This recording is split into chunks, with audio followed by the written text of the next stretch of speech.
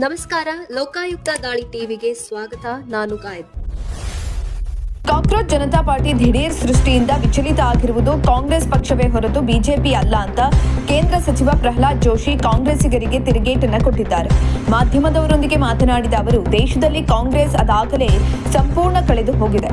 ಇನ್ನು ಕಾಕ್ರೋಚ್ ತನ್ನನ್ನೆಲ್ಲಿ ಹುದುಗಿಸುತ್ತದೋ ಎಂಬ ಭಯ ಅವರದ್ದು ಅಂತ ಚಾಟಿ ಬೀಸಿದ್ರು. ಯಾವುದೇ ಮೂಲೆಗಳಿಂದ ದೇಶದ ಭದ್ರತೆಗೆ ಮತ್ತು ಕಾನೂನು ಸುವ್ಯವಸ್ಥೆಗೆ ನಾಗರಿಕರಿಗೆ ಧಕ್ಕೆಯಾದರೆ ಗಮನಿಸಬೇಕಾದದ್ದು ಸರ್ಕಾರದ ಕರ್ತವ್ಯ. ಅದರಂತೆ ಸರ್ಕಾರದ ಸಂಬಂಧಿತ ಇಲಾಖೆ ಕ್ರಮ ಕೈಗೊಂಡಿದೆ. ಇದರಲ್ಲಿ ಬಿಜೆಪಿ ವಿಚಲಿತ ಆಗುವ ಪ್ರಶ್ನೆಯೇ ಇಲ್ಲ ಅಂತ ತಿಳಿಸಿದ್ದಾರೆ.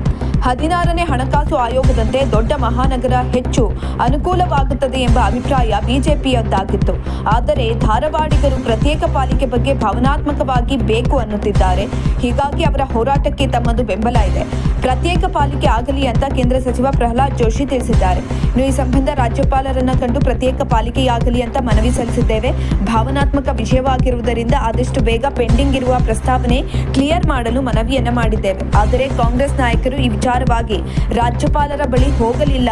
ಇದೀಗ ಕಾಂಗ್ರೆಸ್ನಲ್ಲಿ ರಾಜಕಾರಣ ಮಾಡ್ತಿದ್ದಾರೆ ಅಂತ ಟೀಕಿಸಿದ್ದಾರೆ.